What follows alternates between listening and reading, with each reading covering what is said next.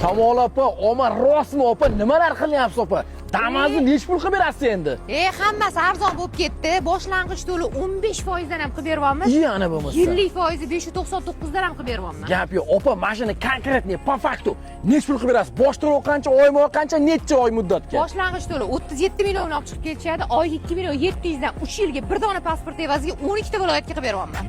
Gap, libo joydan olib kelaversin grafiklarini. Bu joydan olib kelishsiz. Qadrdonlar, pastda nomerlar qoldirilgan, bemalol murojaat qilaverasizlar. Undan tashqari bizda nomerlarga murojaat qilsanglar, Captiva 5 Tracker do'stlar, Tracker Redline edisimi, Onyx akalarim Cobalt va Malibugacha bor. Agar sizlarga ham xuddi shunaqa arzon narxlarda oladigan bo'lsalar, bitta pasportga 12 ta viloyatga kelaverasiz.